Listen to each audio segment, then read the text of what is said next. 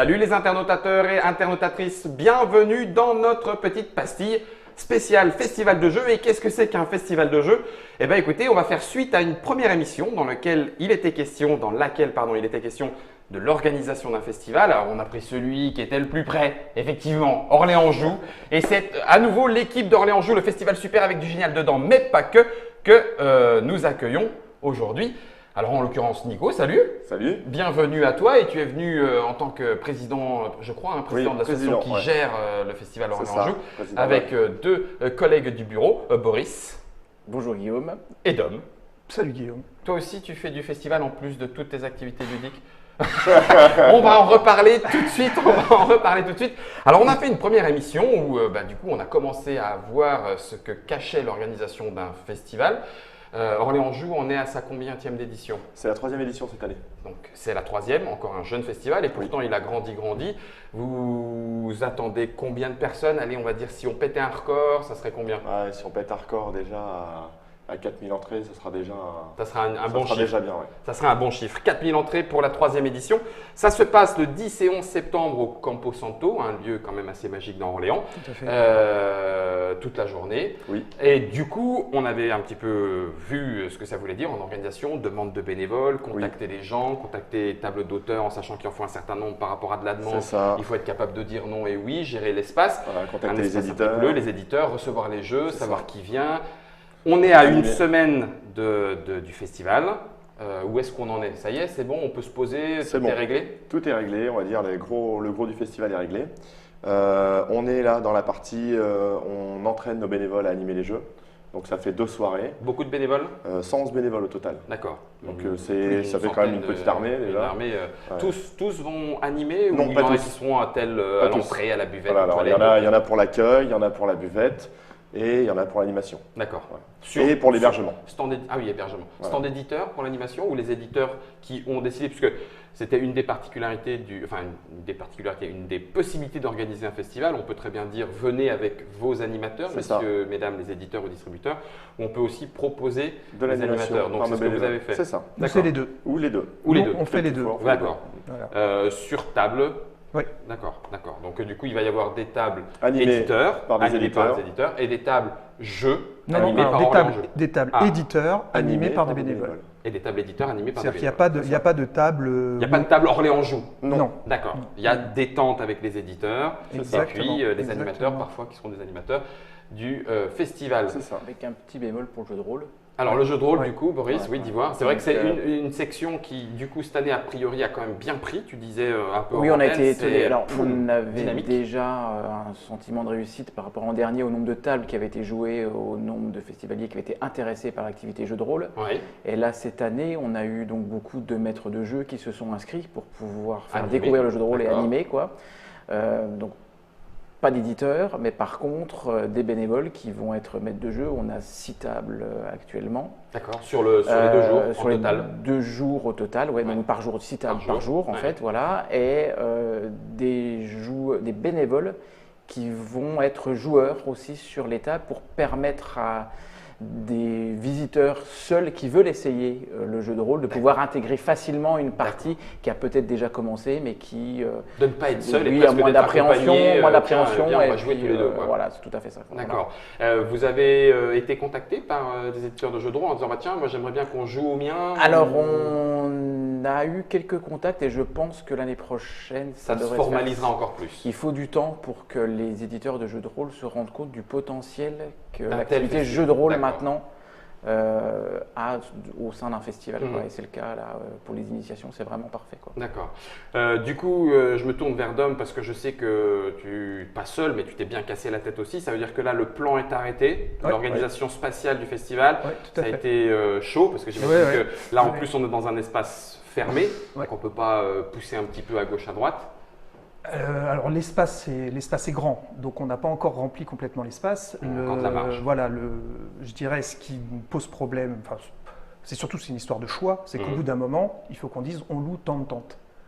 Et si on a des éditeurs qui s'inscrivent en retard, on se retrouve avec des gens à caler en plus alors qu'on n'a plus les temps de pour. D'accord. Et donc là, c'était un petit peu ce problème-là qu'on avait. Et puis on a aussi après les tables, les chaises. La mairie nous en prête un bon paquet, mais on peut Mais c'est quand un même. nombre restreint. Voilà, Et voilà. Et si c'est pas à l'avance, eh ben, du coup, on se retrouve un peu le bec dans l'eau. Est-ce que du Exactement. coup, là, à une semaine, tu gères encore Non. des impondérables de dernière minute? Alors en tout cas, il n'y a plus d'inscription. C'est fini. c'est Là, de toute façon, terminé. maintenant, on arrête. on Voilà, va dans aussi la bien droite. auteur que éditeur ou Mhm. que espace de vente, c'est terminé. D'accord. Et Combien puis déjà, d'espaces de vente, du coup? depuis.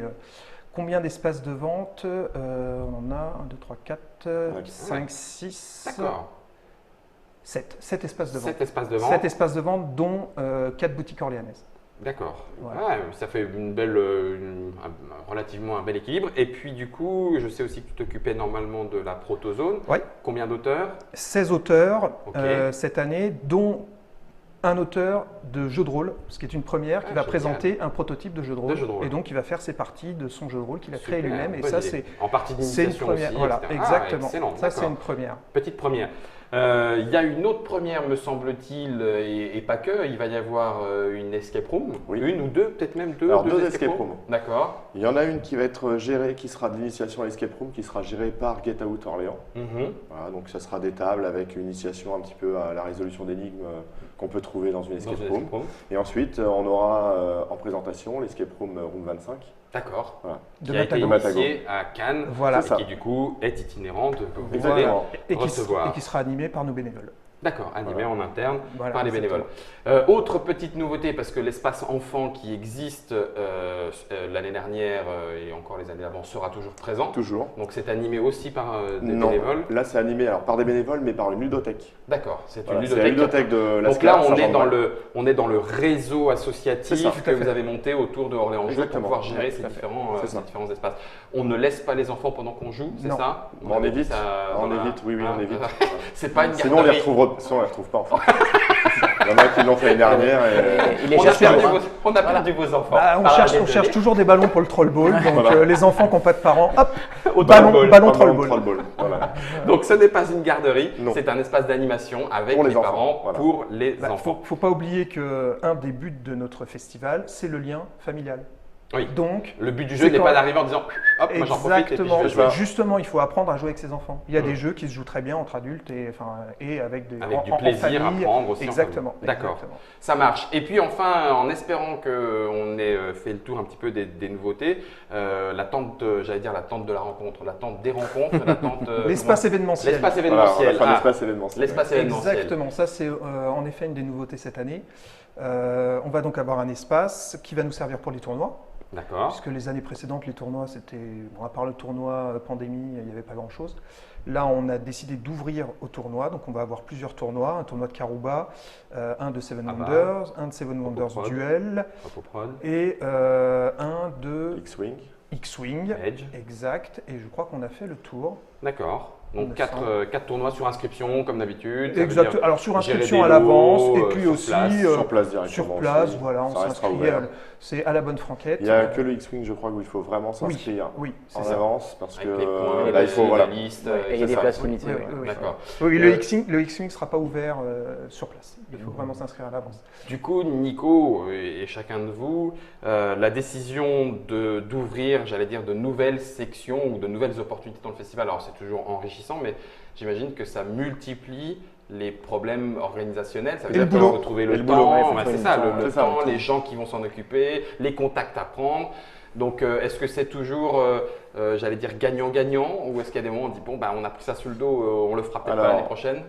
En fait, ce qu'on essaie de faire, c'est que l'année dernière, on a réussi à résoudre des tâches qui prenaient beaucoup de temps, Mhm, notamment la réalisation du planning bénévole. Ça prenait un temps de fou. mhm. Donc, ce qu'on a fait cette année, donc Céline, qui n'est pas là aujourd'hui, mais qui fait partie de l'organisation, nous a développé une application Ah, d'accord. pour Gestion de festival. gérer le festival, tout ce qui est emploi du temps, planning, S'il vous inscription plaît. bénévole, Carrément. inscription des éditeurs. Donc les bénévoles, ils ont leur truc sur C'est ça. leur smartphone and co et ils savent quand est-ce Exactement. qu'ils font quoi et où. C'est ça, ils s'inscrivent. Je modérerai un petit peu. Ah, c'est pas aussi non, mais- génial que ça. Alors, Non, ça reste- c'est juste qu'ils ça ont, reste- ils ont leur Si, planning. c'est très bien. On leur donne un planning sur papier, D'accord. mais c'est plutôt la partie organisation en amont D'accord. qui Du est coup, importante. est gérée par Voilà, c'est cette ça. application-là. Il n'y a pas d'histoire de 2.0, on fait des Oui. échanges, etc. Déjà, on gère la partie organisation de notre côté de façon à ce qu'on gagne du temps. Et puis, si un jour on peut aussi gérer, on verra, mais pour l'instant, c'est surtout notre travail qu'on essaie de simplifier. C'est ça. Les bénévoles, c'est géré. C'est ça. Les éditeurs, c'est pareil.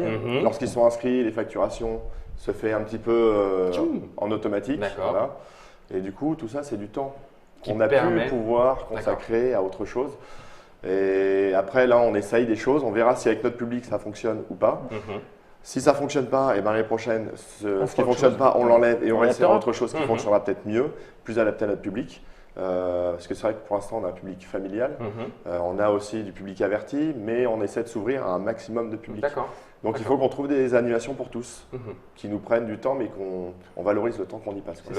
C'est l'histoire d'investissement et de ratio entre bien évidemment. C'est 40 heures de travail pour que 2 personnes trouvent leur compte. C'est pas très comme tu l'as dit, on est un festival jeune, donc il faut qu'on essaye. On teste. On teste. On tâtonne. Et on tâtonne et on voit quoi. Donc après, sur certaines choses qu'on a déjà mis en place, on a un peu de visibilité comme ça, donc on sait que ça va marcher et comment quoi.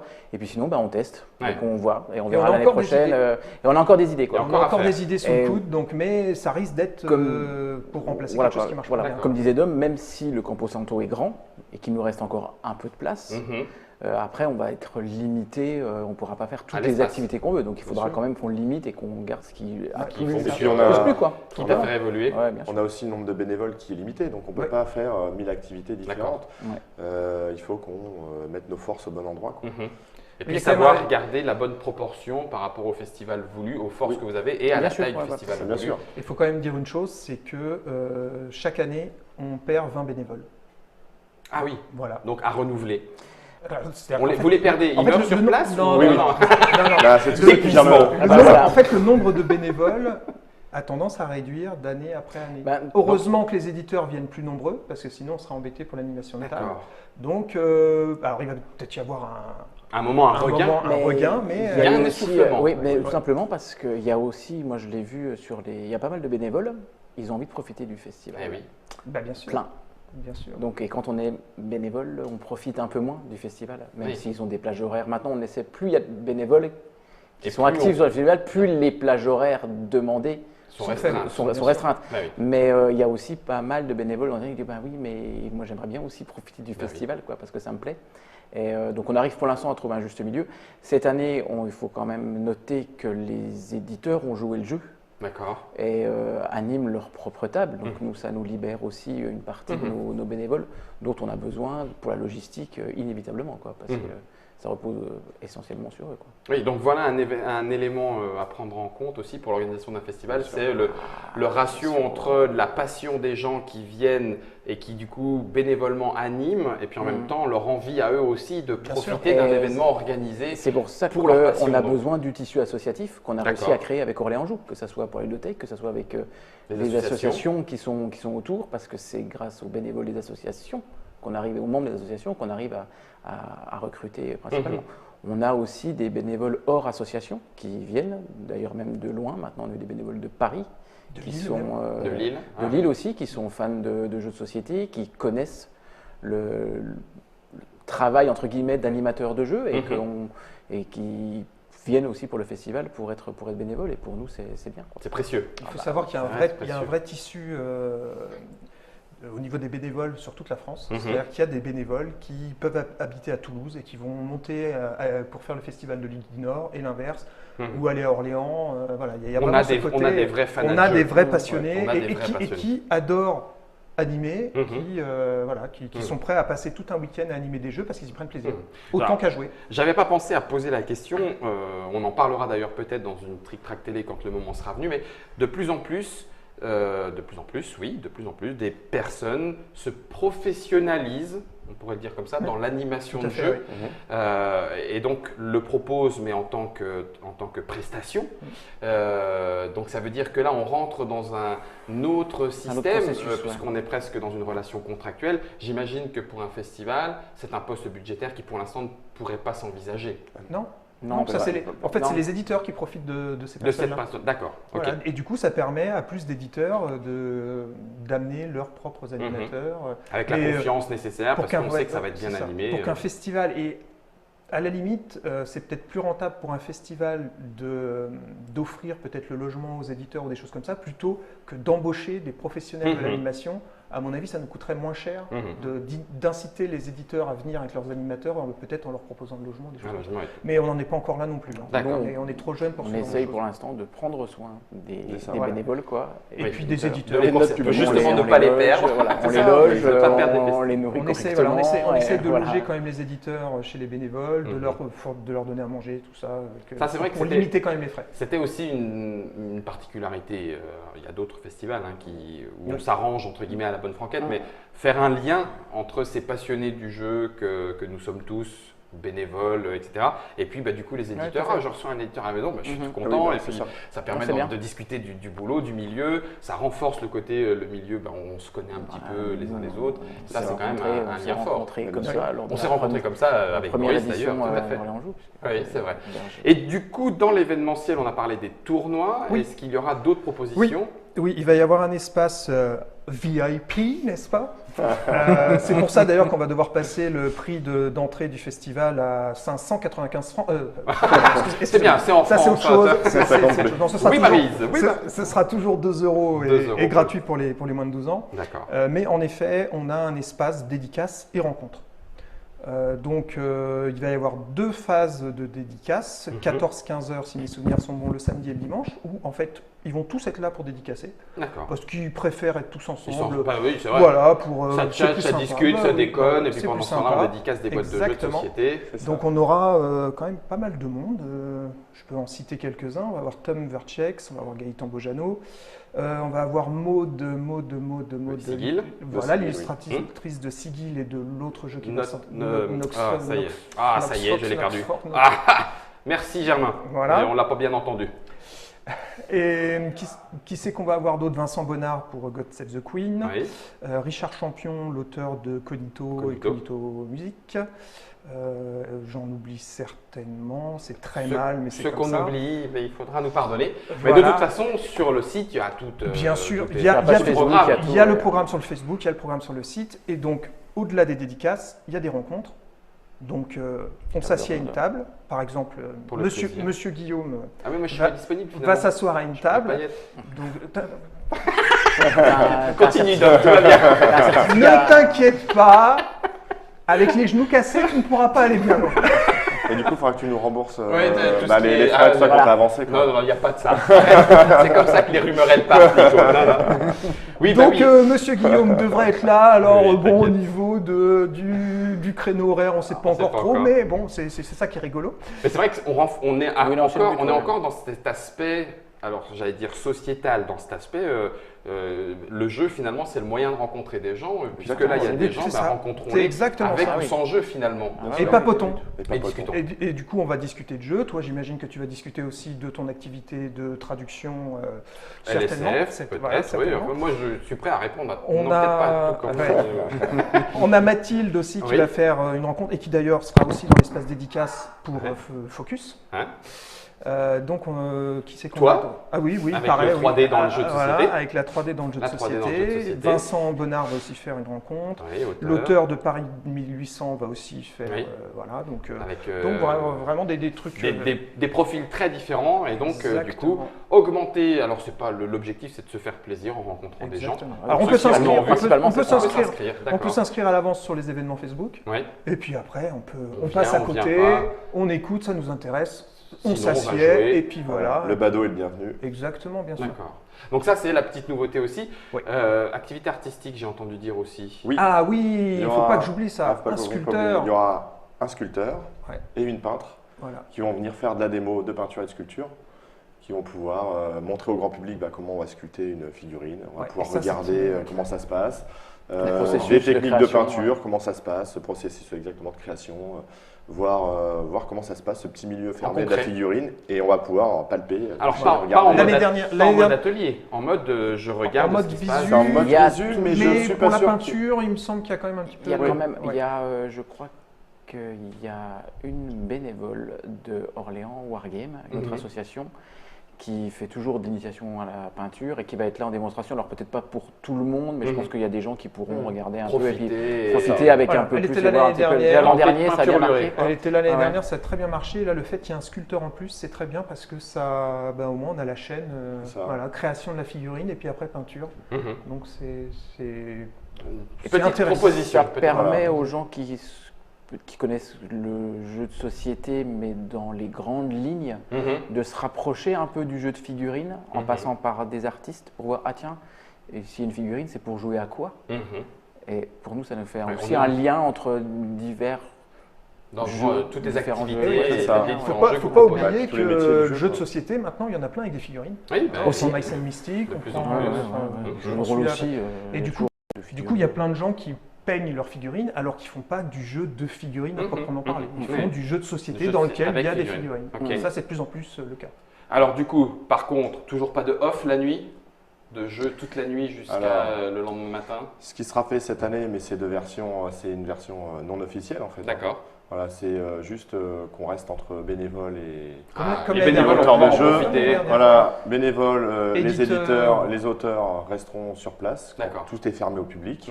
Et ce qui permet de faire une rencontre, de souffler, ça permet à tous les bénévoles qui étaient là, qui n'ont pas profité du tout du reste du festival, de pouvoir un petit peu contacter les auteurs et les éditeurs. Et puis histoire de se poser. Faire du lien. Et pour nous, c'est important, c'est un petit peu notre petit moment. Le petit moment. C'est ça. Il ne faut pas oublier une chose, c'est qu'un off, c'est à côté. Les offs organisés par un festival, c'est une aberration. C'est organisé. On continue de les appeler off. Oui, mais c'est une mauvaise transformation. Tout à fait. Puisqu'aujourd'hui, tu as même des off du off. Je prends Cannes, où le off, c'est n'importe quoi. Il y a des gens qui font un off du off. Il y a des gens qui sont très contents de trouver le off. Et du coup, ils vont organiser. Mais comme c'est peuplé, il y a des off de off, effectivement. Et puis après, on va organiser le off du off. Donc, on sera obligé de faire un off du off du off du off du off du off du off. Ça s'appellera peut-être autrement. Ça fait beaucoup de off. On va l'appeler un 4O. Le off du off du off du off. Un 4O. Voilà. Un 4O. En l'occurrence, du coup, Orléans Joue, ça démarre le 10. Ça aura lieu jusqu'au 11 septembre. Alors, on l'a dit, il y a effectivement la petite participation. Ça fait partie aussi de ce qu'il y a à choisir quand on organise un festival. Est-ce que c'est une entrée gratuite ou est-ce que c'est une entrée payante? Ici, c'est une entrée payante. Malgré tout, c'est modique. 2 € et gratuit jusqu'à 12 ans. Le 10 et 11 septembre au Campo Santo. C'est Orléans Joue, sa 3e édition. Alors, des festivals de jeux, vous allez en rencontrer peut-être par chez vous. Peut-être même que cette émission, cette petite pastille vous aura donné envie d'en organiser. Et pourquoi pas, de toute façon, ça veut dire que de plus en plus de gens viennent profiter de ce lien ludique et social qui se crée autour du jeu de société sous toutes ses formes. Est-ce qu'on a fait le tour, Nico? Je pense. A priori, on n'a rien oublié. On n'a rien oublié. Le Troll Ball, on en avait parlé, c'est organisé, tout est le prêt, les tables sont le là, Molki, jeux d'extérieur, c'est prêt.